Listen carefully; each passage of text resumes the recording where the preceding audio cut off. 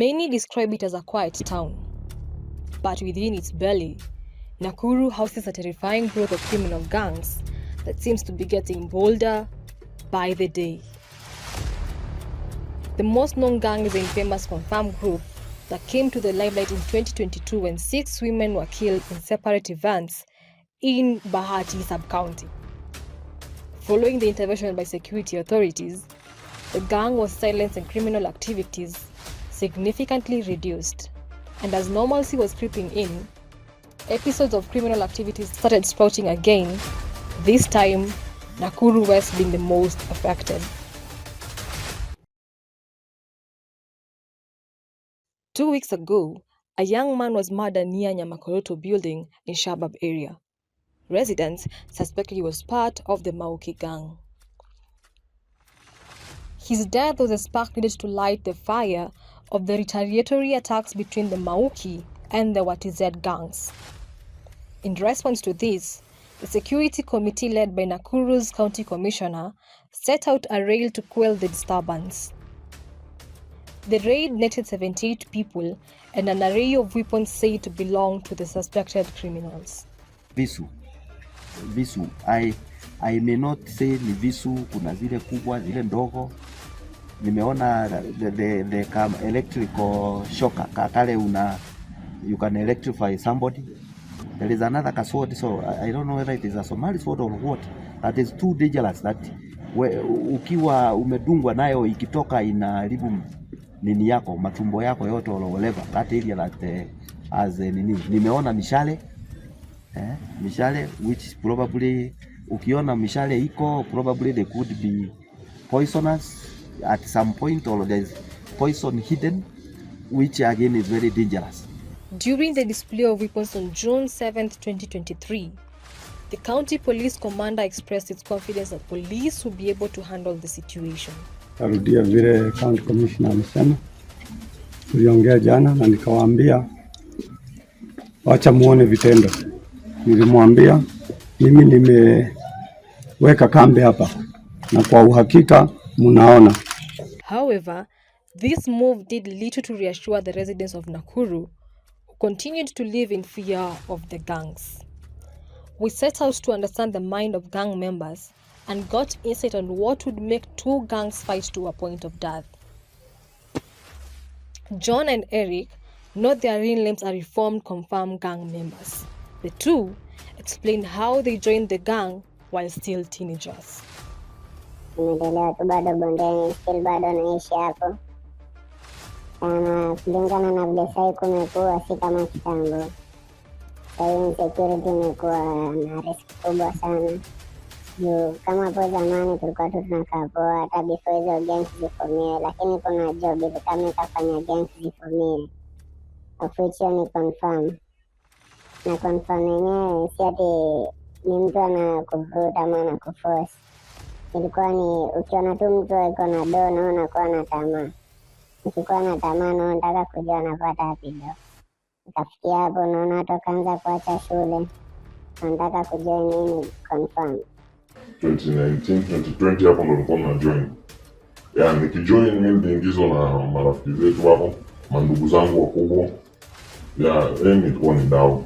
Problem ilikuwa ni pesa cause ni bondeni, sisi wote tunajua maisha nini. So mandugu zangu wakubwa wakiwa na dao pia mimi nataka, so nilienda nikajoin. John explains what drove him to stab a man during his stint at the gang. Lakini sijamada. Ni mjamaa tu alitokea hivi. Ile tu nimekaa hivi, navuta tu bangi hapo kando, ninaweka tu simu nimekaa hapo.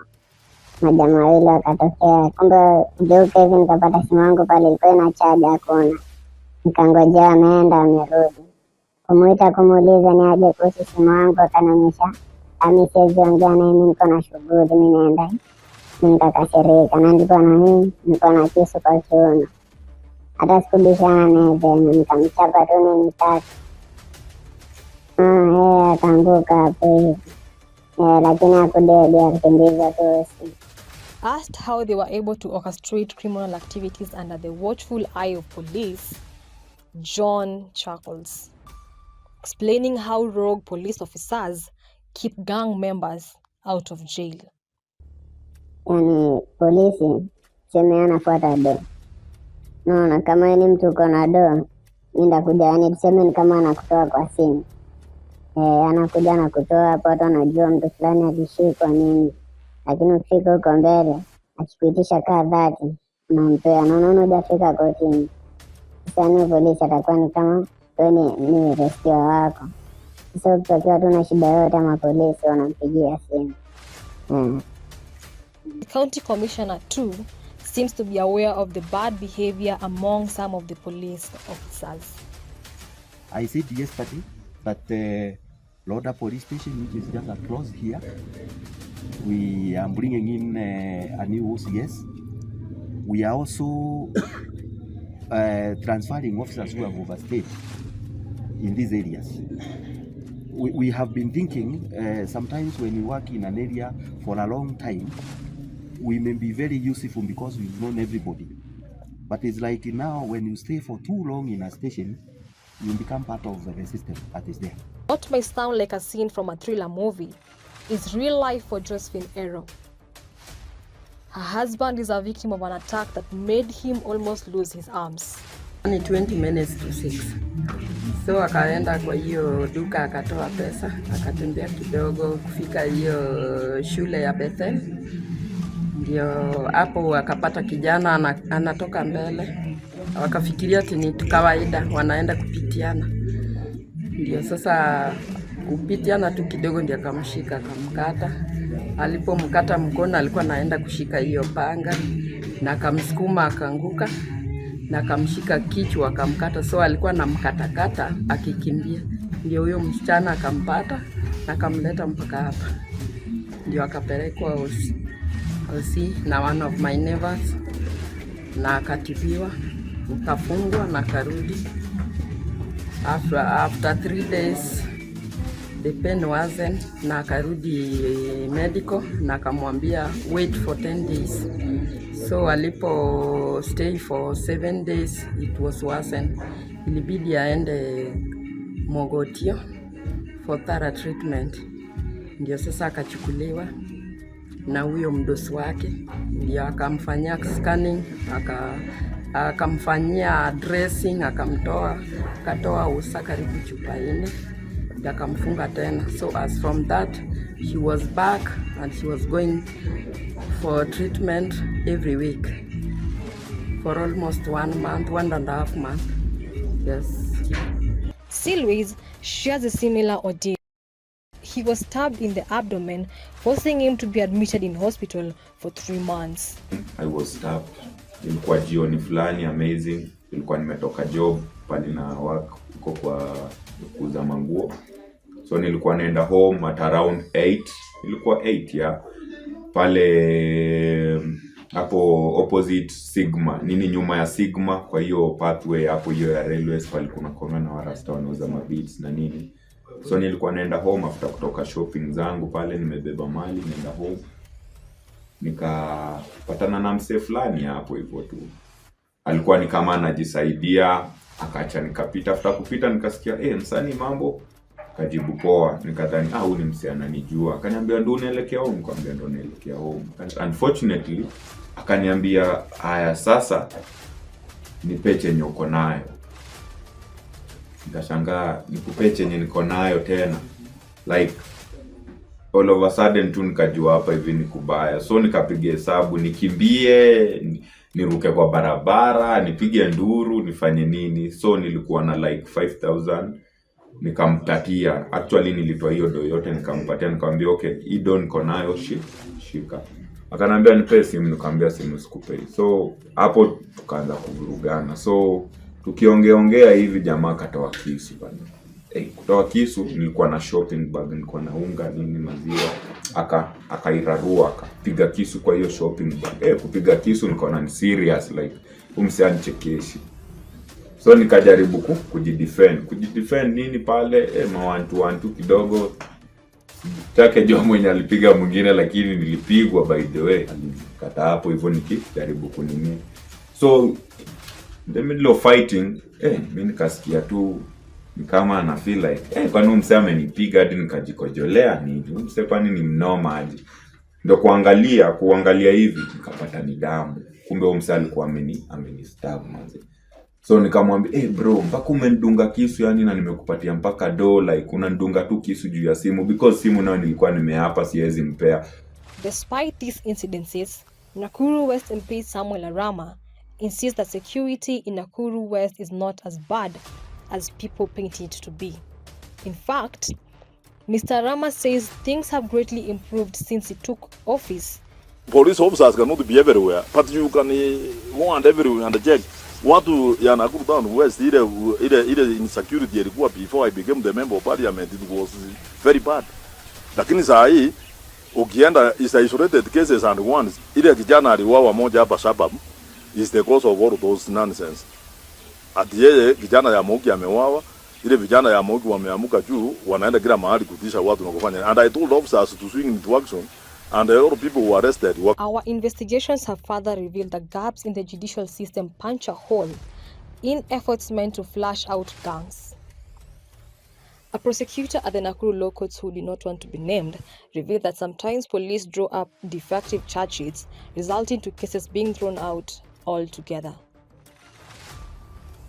This seems to be giving Mr. Kibara a headache. That's a challenge that we are having, the judicial process, because we are not in control of it. And also based on our constitution, which allows you to have a bond, that one we might not have control over it. Even the fines that are being imposed on these criminals depends with the magistrate who is sitting. But we are also requesting that the prosecution, the judicial system also listen to us so that we can finish this business. Calvin Munga from the Midrift Human Rights Network believes that unemployment is a reason for urban crime. Number one, the first solution is to make sure that we create an environment of creating jobs for the young people, all right? The moment the government will create an opportunity where young people will get employment opportunities, this will be one of the ways of eradicating this. That is number one. Number two, we have to be very deliberate enough to connect these young people with the available opportunities, okay? Available opportunities. It might not even be the job, okay? Literally just looking for a job and getting an employment somewhere. But do we connect them with the opportunities like the Women Enterprise Fund that are available?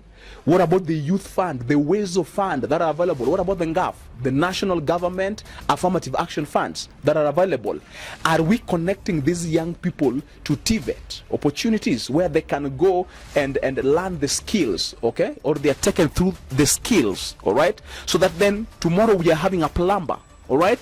Who someone did not just wait for an opportunity to come, but a plumber is able to be given a job somewhere. An electrician is able to be given a job somewhere, so that then we don't wait for the soft jobs, you know, going to sit in an office and working, okay? To John, the fight against these criminal gangs must start with the neutralization of the gang leaders. So kama hii situation taisha, labda maybe hao wakubwa watolewe, ndo situation taisha. Not kwa saizi kulingana na venye mimi naona ni situation naisha saizi. Yani kutulia inaweza tulia, lakini kuisha. Meanwhile, Mr. Arama advises going to the house early. We are work at the end of the day, enda nyumbani mapema. Mimi ukikuja hapa saa 12 niko kwa nyumba, mimi niko na security, niko na askari. Residents can only hope that a lasting solution is found before the insecurity monster becomes too big to be tamed.